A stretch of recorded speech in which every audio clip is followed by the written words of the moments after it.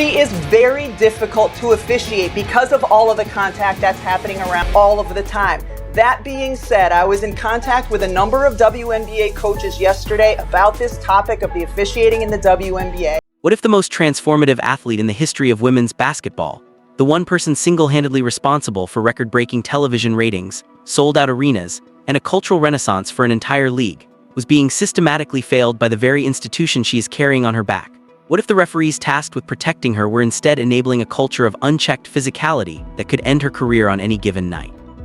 And what if a basketball Hall of Famer just went on national television and confirmed what everyone has been whispering behind closed doors, that every single coach in the WNBA agrees? And Cunningham is down behind the play, but they've got Caitlin Clark. Two players with incredible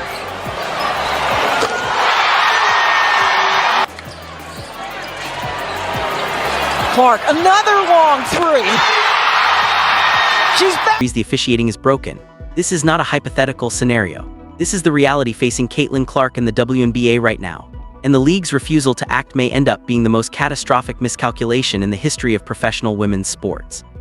To fully understand the gravity of the current crisis, you have to rewind to the moment that made everything undeniably clear. Caitlin Clark had missed 5 games with a quad injury, during which time WNBA ratings sagged. Her absence was not just a footnote on the injury report.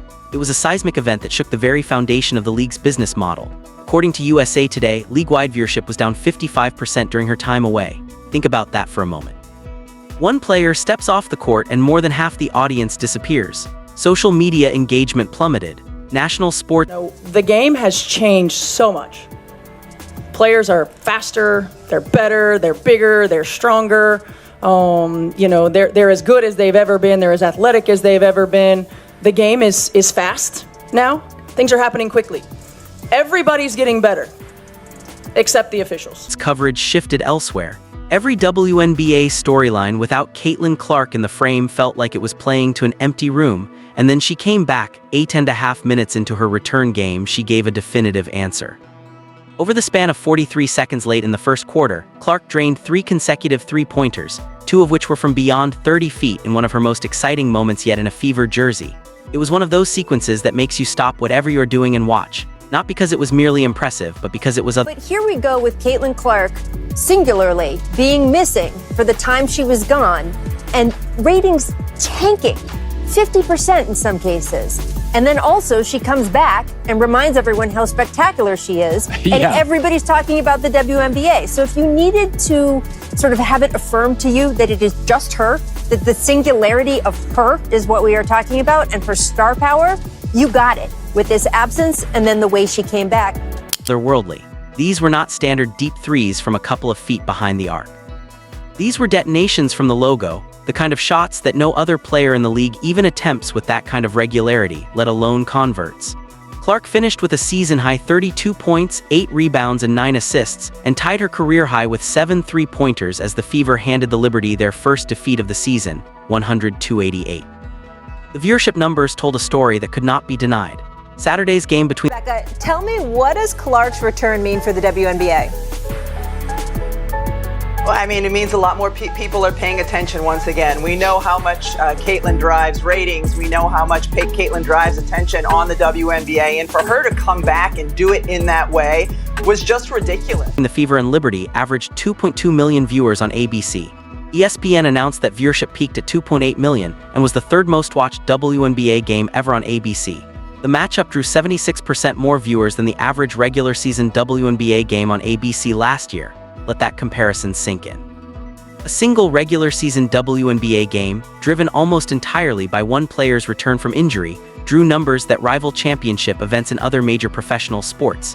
The demonstration was not subtle. It was a flashing neon sign visible from outer space. There, at the end of the first quarter, when she had that 38-second stretch where she drained deep three after deep three after deep three, I was just sitting there thinking, I've been around this league since 1997. I have never seen that in a WNBA game. Have we seen players go on runs? Of course we have, but not like that. Not where a couple of the three-pointers are from 30-plus feet. It was an exhibition by her. The WNBA does not merely benefit from Caitlin Clark. At this point in time, in many measurable ways, it depends on her.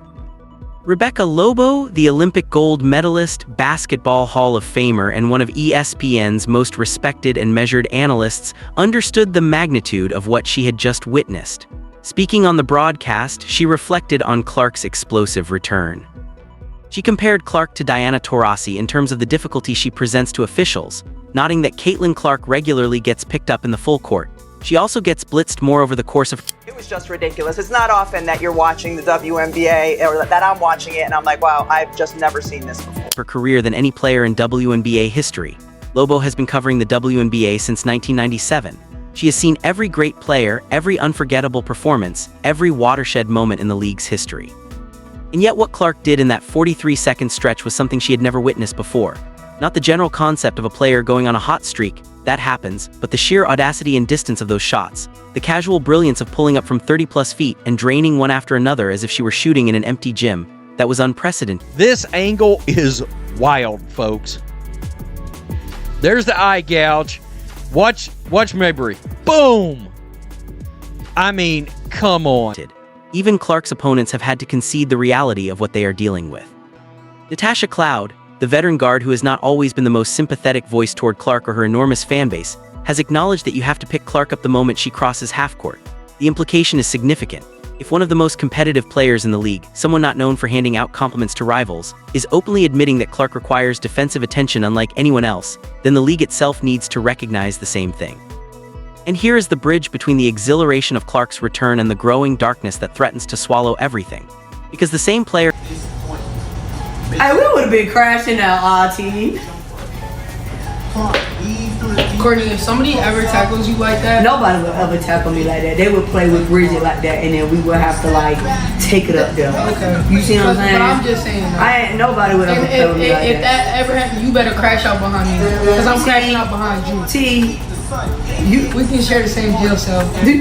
Who just lifted the league to historic ratings highs is also the player who is being subjected to the most inconsistent, and at times outright negligent, officiating in the WNBA. The same player carrying the league on her shoulders is the one the referees seem least interested in protecting. Given all of the unnecessarily physical play that occurred during the Indiana Fever's June 17 game against the Connecticut Sun, much of which centered around Fever guard Caitlin Clark, who is inarguably the WNBA's biggest star, there has been a lot of... This is Jacy Sheldon right here with an entire handful of Caitlin Clark's shoulder and bicep, and she's twisting it. Okay? I mean, this is wild. Here's the zoomed out look, the snapshot.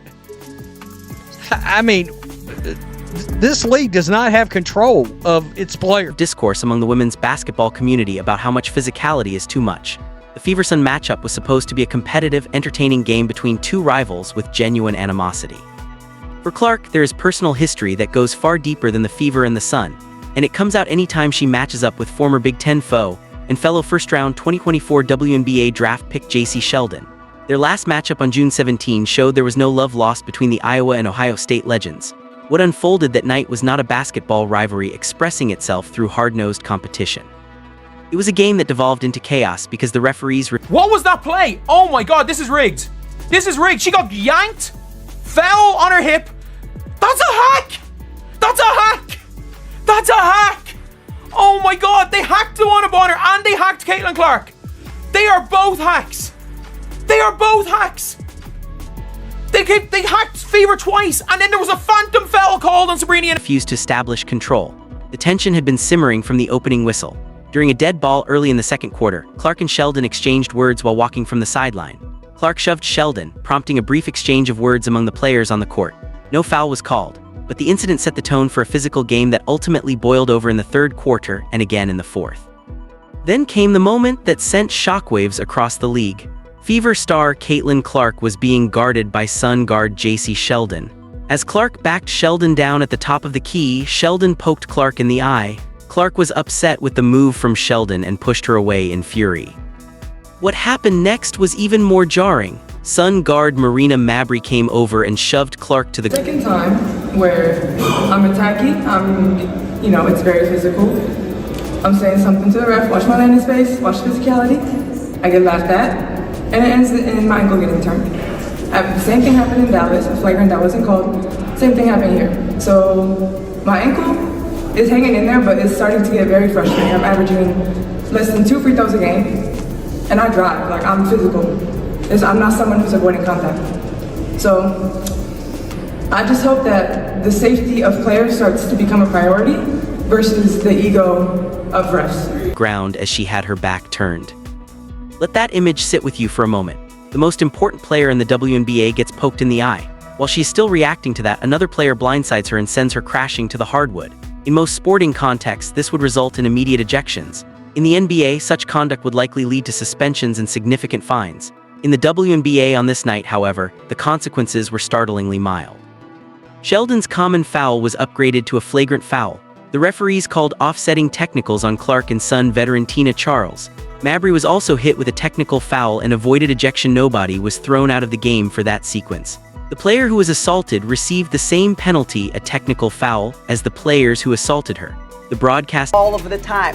That being said, I was in contact with a number of WNBA coaches yesterday about this topic of the officiating in the WNBA, and all of them said it needs to get better. Specifically, the consistency, not only from one game to the next, but the consistency within. Announcers were audibly stunned.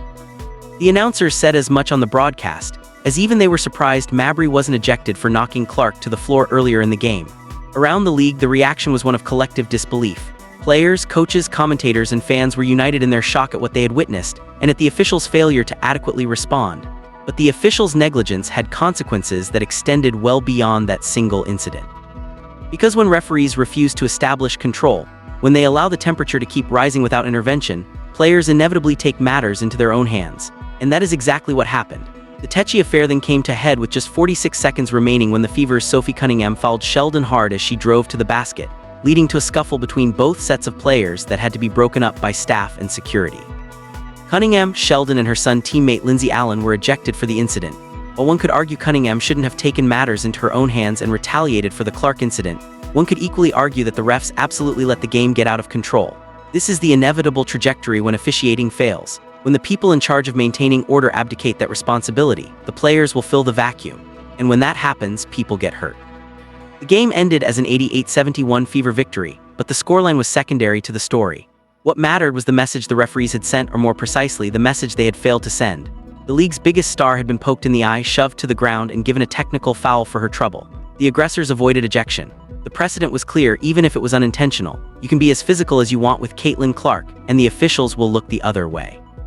After the final buzzer, it was Fever head coach Stephanie White who channeled the frustration of every person watching.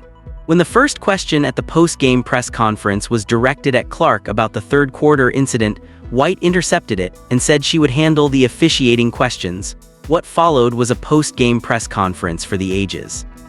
"Everybody's getting better except the officials," White said during a multi-minute rant that called out Tuesday's refs for losing control of the game and criticized the league and officials as a whole for failing to improve. White did not mince words. "I think that it was pretty obvious that stuff was brewing. When the officials don't get control of the ballgame, when they allow that stuff to happen, and it's been happening all season long. She laid out the fundamental problem with devastating clarity. "The game has changed so much. Players are faster, they're bigger, they're better, they're stronger, they're as good as they've ever been, they're as athletic as they've ever been. The game is fast now. Things are happening quickly. Everybody's getting better except the officials." This was not the first time White had spoken up, and it certainly would not be the last. "Bad officiating is bad officiating," White said. "Every year when we have our league meetings in the fall and in the spring, we say the same thing over and over and over, and nothing has changed." Implications of that statement are damning. This is a head coach publicly acknowledging that the league has been told repeatedly through official channels that the officiating is not up to standard, and that the league has done nothing meaningful to address it. Year after year, the same concerns are raised. Year after year, they are ignored. And year after year, the problem gets worse. It would be convenient for the WNBA to dismiss the Fever Sun game as an isolated incident, a rivalry that got out of hand on one particularly chippy night. But the evidence against that narrative is overwhelming. The officiating problems had already reached a breaking point earlier in the season. Clark herself had spoken out after a narrow loss, describing the pattern of physical play that goes uncalled. She detailed moments where she pleaded with referees to watch the contact, to monitor her landing space, to simply enforce the rules that exist on paper. The response she received was not indifference, it was worse. The referees laughed at her. Consider the weight of that. A player who drives aggressively, who initiates contact, who takes the ball to the rim with physicality and fearlessness, is told through both action and inaction that the rules do not apply to her the way they apply to others. She asks for protection and is met with dismissal. She averages fewer than 2 free throws per game despite being one of the most aggressive drivers in the league. The disconnect between how she plays and how she is officiated is not just noticeable. It is staggering, and the frustration is not limited to Clark and her coach. Fans may remember that Sophie Cunningham called out WNBA referees earlier this season for failing to protect Clark, and head coach Stephanie White has also been vocal about her displeasure with officiating this season. Even opponents have found themselves questioning what they are seeing. The evidence keeps mounting game after game, incident after incident, and still the league office remains silent. This is where the story pivots from frustrating to genuinely alarming. Because when Rebecca Lobo spoke on SportsCenter on June 19, she did not simply offer her opinion as an analyst. She disclosed what is happening behind the scenes, revealing the private consensus of the people who know the game best. Speaking on SportsCenter on Thursday, Lobo said, "I think you have to look at things a little bit holistically. I think Caitlin Clark is a really hard player to officiate, much like Diana Taurasi was throughout the course of her career." This was not Lobo making excuses for the officials. She was establishing context. She acknowledged that officiating Clark presents unique challenges. She is very difficult to officiate because of all the contact that's happening around her all of the time. Clark gets picked up full court, she gets blitzed more than any player in WNBA history, she creates contact on the offensive end. None of this is in dispute. But then Lobo delivered the gut punch. That being said, I was in contact with a number of WNBA coaches yesterday about this topic of officiating in the WNBA, and all of them said it needs to get better, Lobo explained. All of them, not some, not most, every single coach she spoke with told her the same thing. Specifically, the consistency, not only from one game to the next, but the consistency within a game. This is significant for several reasons. First, Lobo is not a provocateur or a hot-take artist. She is widely regarded as one of the most thoughtful, balanced, and fair-minded voices in all of basketball media. When she says something, it carries enormous weight precisely because she does not sensationalize. She measures her words. She considers multiple perspectives. For her to go on national television and relay the unanimous concerns of WNBA coaches is a statement that the league cannot afford to ignore. Second, the unanimity of the response is remarkable. In any professional sports league, coaches disagree about almost everything. Strategies, priorities, philosophies, rules, there is always debate, but on this issue, there is none. Just about everybody agrees that the league referees need to be better. And then came the most devastating revelation of all. One of the coaches Lobo spoke with shared a detail that should terrify the WNBA's front office. That coach told her, in essence, that they instruct their players to be as physical as they possibly can for the entire 40 minutes of the game because they know that for roughly 38 of those minutes, the referees are going to let them get away with it. Lobo relayed that everybody would like to see a tighter whistle and a little bit more freedom of movement. Think about what that means in practice. WNBA coaches are not just noticing the officiating problem, they are actively building their game plans around it. They are coaching their players to exploit the referee's passivity.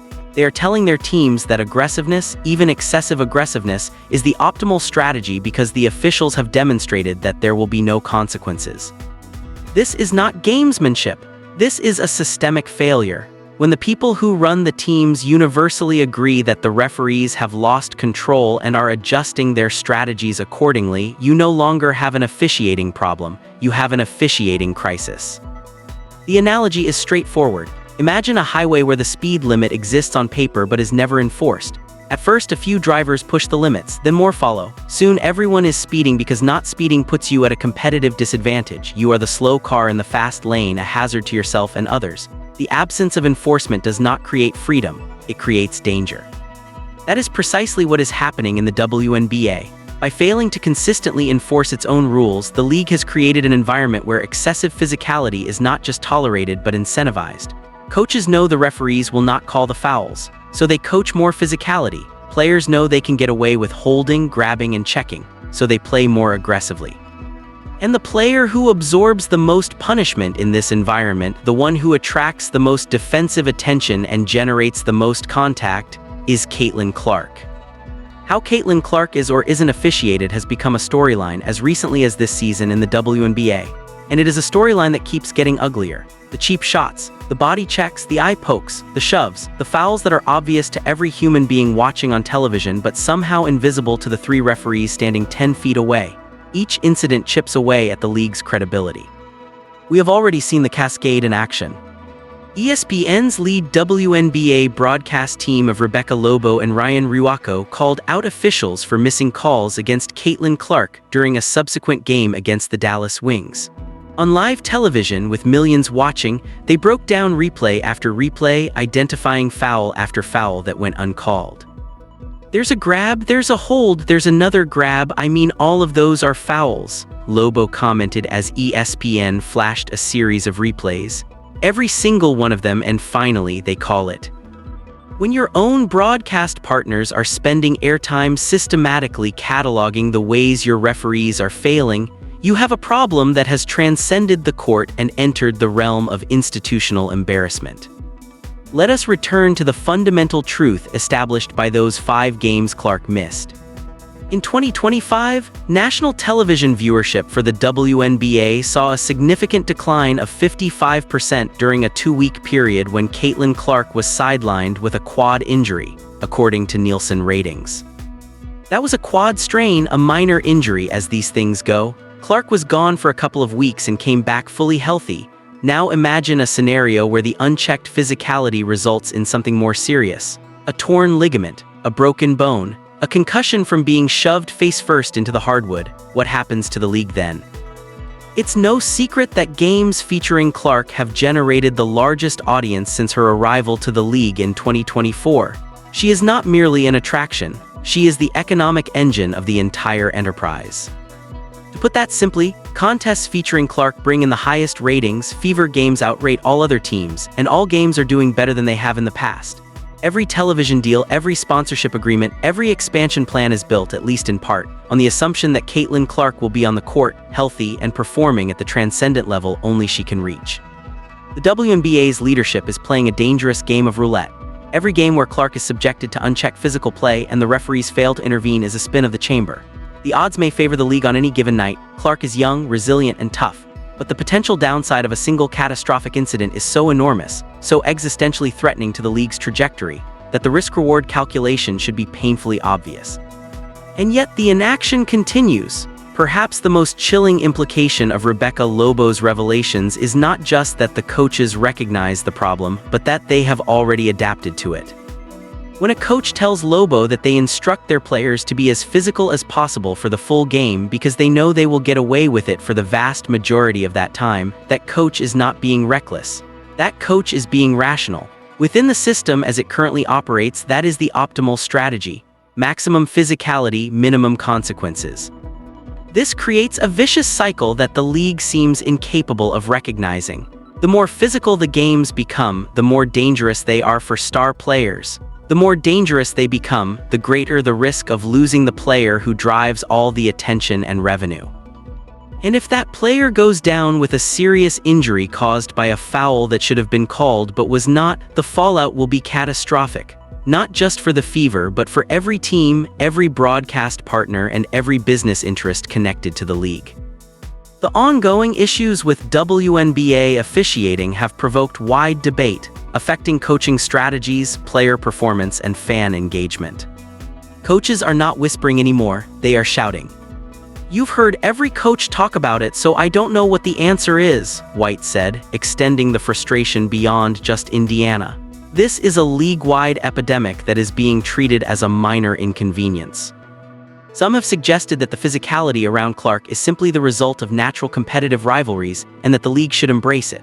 There is a grain of truth in the idea that rivalries generate interest and energy. Competition is compelling. Fans love it when games have edge and intensity.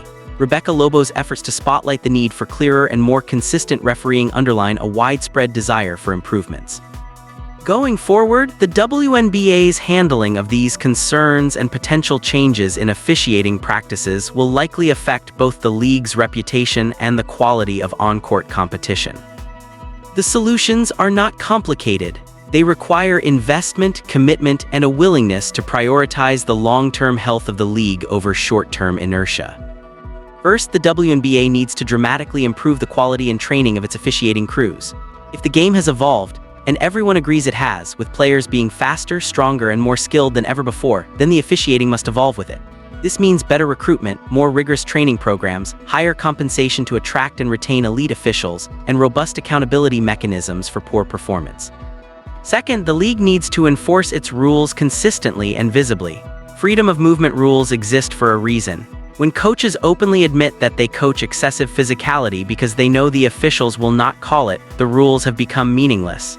Enforcement must be swift, consistent, and applied equally to all teams and all players. Third, the league needs to protect its stars. This is not about giving Caitlin Clark special treatment. It is about giving her and every other player the treatment the rules already prescribe.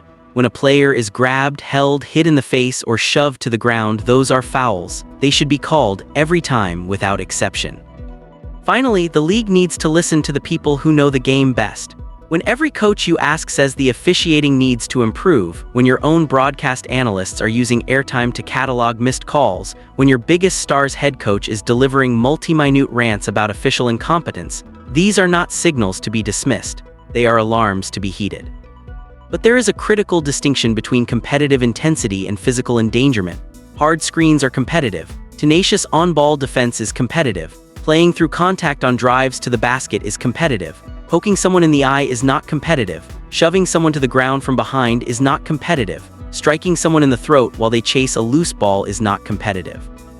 These are acts of violence dressed up in basketball uniforms, and the officials' failure to treat them as such is an abdication of their fundamental responsibility. The WNBA does not need manufactured chaos or dirty fouls to generate buzz, not when it has the most talked about, most watched, and most marketable athlete in all of women's sports. Clark generates attention simply by playing basketball. Her logo threes, her no-look passes, her court vision, her competitive fire, these are the things that bring viewers by the millions. The league does not need to supplement that with content from a wrestling ring. The WNBA stands at a crossroads, and the path it chooses will define its future. On one side lies the extraordinary opportunity that Caitlin Clark represents: historic viewership, unprecedented cultural relevance, and a growing audience that most sports leagues would sacrifice anything to have. On the other side lies the abyss of negligence, the growing officiating crisis that threatens to injure the league's most indispensable player and destroy the trust of the millions of fans she has brought through the door. Rebecca Lobo did the league a favor by saying publicly what everyone in the WNBA already knows privately. Every coach agrees the officiating must improve. The question is no longer whether the problem exists. The question is whether the league has the courage and the competence to fix it before the consequences become irreversible. Because the next time Caitlin Clark gets knocked to the floor by an uncalled foul, the damage might not just be physical. It might be existential. The clock is ticking. The whistle needs to blow.